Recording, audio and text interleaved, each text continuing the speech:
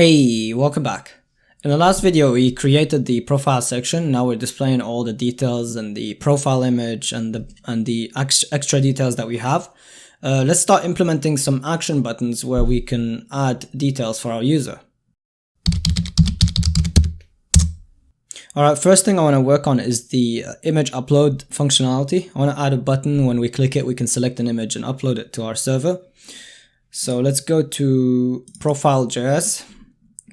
And here, right under the profile image, I'm going to add an input of type file, and it's going to have an ID of image, or let's call this profile image, or image upload, or image file, or image input. I don't know. I didn't feel creative in that moment. So on change equals so this input itself is going to trigger the handler function. So let's call this handle image change. And this, the way a file input works is that the on change is triggered each time you select a file. So if you click and you select a file, the on change is triggered. And the way I want to set this up, I don't want to set up two buttons where you select one image and then you click upload, because that's a bit too much for our profile. What I want to do is that once a user selects an image and clicks select, it automatically uploads to our server. So let's go here and create this handler method. Let's call this handle image change. It's going to take an event because it's an input after all. And here what we want to do is we want to get the file. So how we get it is, let's do const image equals, because this is a file input. So event.target, it's going to have a property files. And because we said file, we can only select one, but it will still have them in an array. So let's select the first one. So files 0. And here we can like do a comment here like send to server. I just want to look at it right now and see if it's working.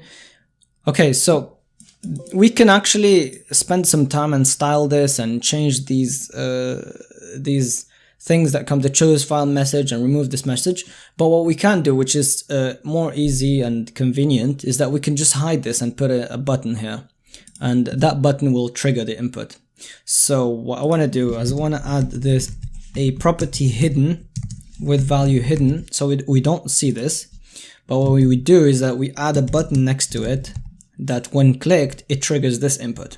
So it's the icon button I'm going to use, which is it's built on top of a button. It's just an icon that triggers an event, and then you put a button inside of it so that it looks like it has a button. So on click equals, and let's call this handle edit picture, and let's give it a class name of button. Remember we've already written those CSS rules. So here I'm gonna put an edit icon, which if you go to material UI icons or material design icons, you'll see it's just a pen, and I'm gonna give it the color primary. So let's bring these two things in. So here under MUI stuff, I'm gonna do import icon button from at material UI / core / icon button,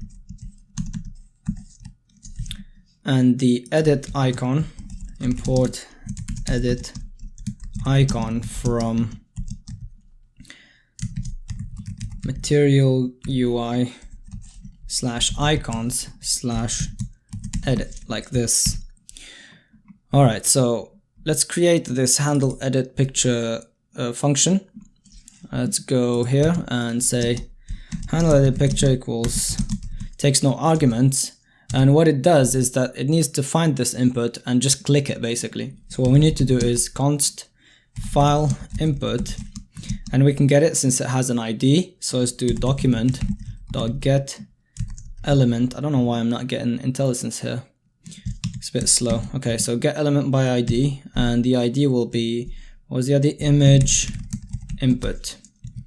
Now that we have it, we could just say file input dot click simply, and it will actually click it. which will open the file selection window, and then when we select an image, it will trigger this. So let's save. And there we go, we get our button, and the other input, the actual input, is hidden. And the button is already placed in its perfect spot because of the CSS rules that we pasted in the last video.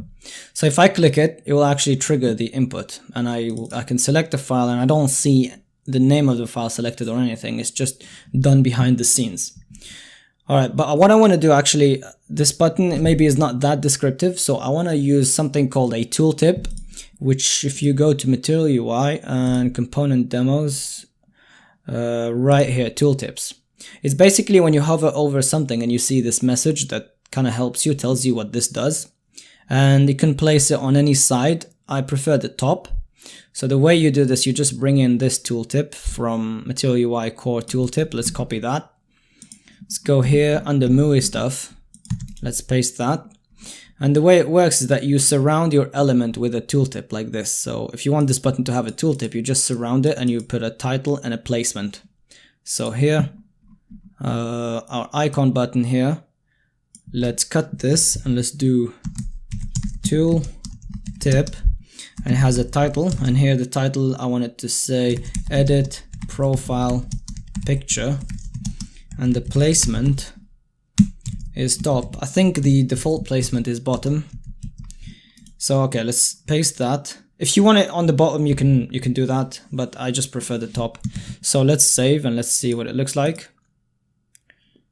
Alright, cool. So we get our message when we hover over, which is very helpful. So it's a good UX practice. Alright, so let's actually send our file to the server. So, oh, not here, here.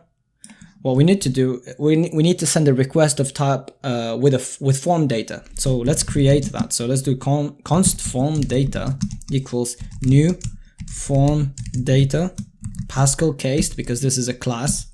So let's do form data dot append. So now we're gonna append an input to the form data, and this takes three things: a name, which is gonna be a string, and let's just say image. This doesn't matter because we know what our server code looks like, but let's call it image. A value, which will be image, which is this file, and a blob, which is gonna be image.name. And here we can actually send an Axios request from here, but of course, since we have Redux, let's centralize everything in the user actions, plus we need to trigger the user loading action. So let's do this.props. Let's call an action that we haven't created yet. It's upload image, and let's pass it this form data. Simple as that. And let's go and create this action actually. So let's go to actions, user actions. Here at the bottom, I'm going to do export const upload image. It's going to take form data